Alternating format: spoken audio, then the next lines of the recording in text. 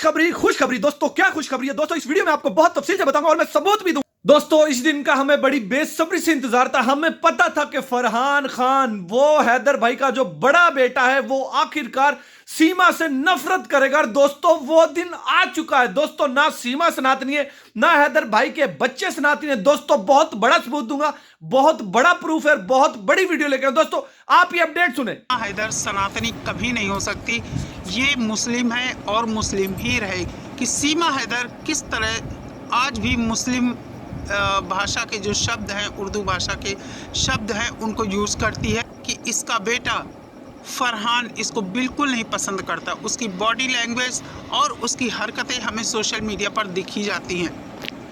आज कल शायद इसने अपनी बेटी का बर्थडे मनाया और उसमें अपनी बच्चियों को सजा संवार कर इसने पेश किया। बड़ी बेटी के खूब डार्क लिपस्टिक लगी है, आप लोग थंबनेल पर देख सकते हैं या इसके वीडियो में देख सकते हैं। आखिर इन बच्चियों को इस तरह सजा संवार कर पेश करने का भगोड़ी का क्या मतलब है। एक स्क्रिप्ट लिखी गई, उसमें ये ड्रामा रचा गया हॉस्पिटल वाला। उसके बाद बेटी का बर्थडे मनाया गया।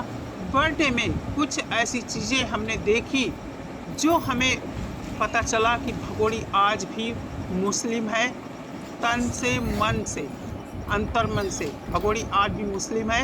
इसका बेटा फरहान, जो मैं हमेशा कहती हूँ कि उसकी बॉडी लैंग्वेज बताती है कि ये सीमा को पसंद नहीं करता है। आप लोग एक बात सोचिए कि इतना बड़ा इन लोगों ने मतलब जो भी किया, सेलिब्रेट किया बर्थडे वाला, आखिर बच्चों को इन सब चीज़ों से इतनी ज़्यादा खुशी मिलती है कि बच्चे वहाँ से हटाए नहीं हटते।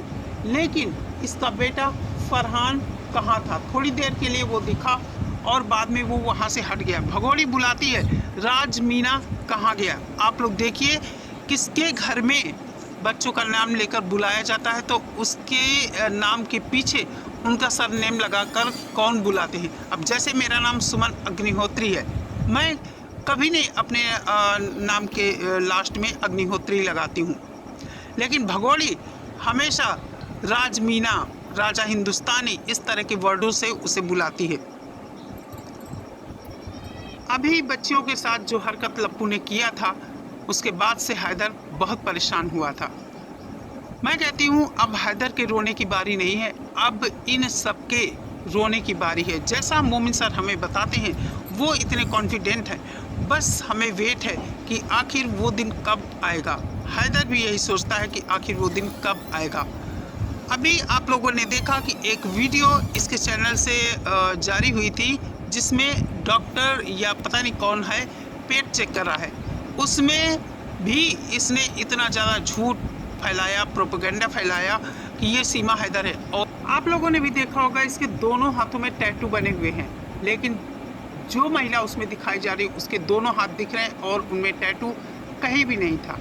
आइए आज हम आपको सुनाते हैं इसके मुंह से किस तरह ये बर्थडे वाले दिन अम्मी शब्द का यूज कर रही है कि बड़ी अम्मी को खिलाओ। ओ बड़ी अम्मी को, ओ बड़ी अम्मी को, ओ बड़ी अम्मी को, ओ बड़ी अम्मी को। सुन लिया आप लोगों ने?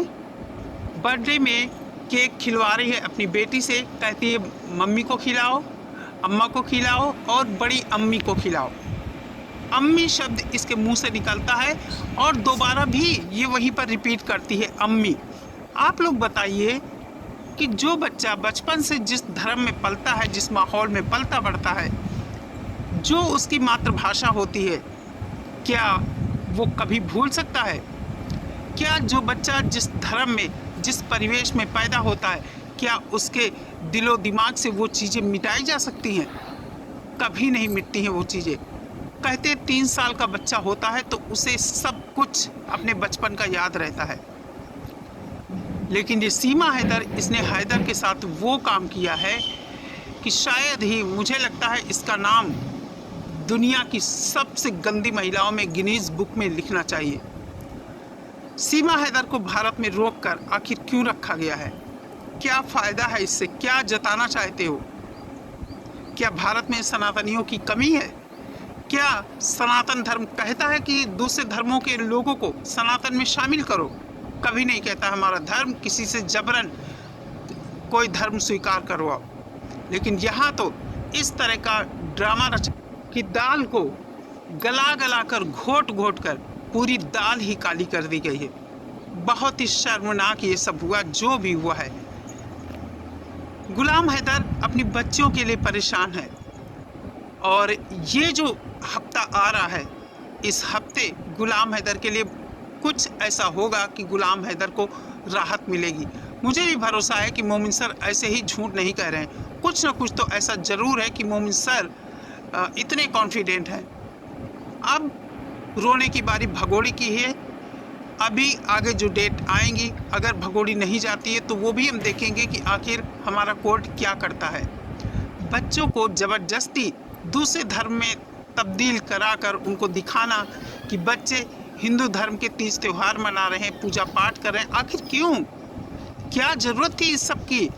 अगर लप्पू को सीमा भगोड़ी से प्यार था तो ऐसे ही उसे क्यों नहीं अपनाया? क्यों ये सनातन का ढोंग किया गया?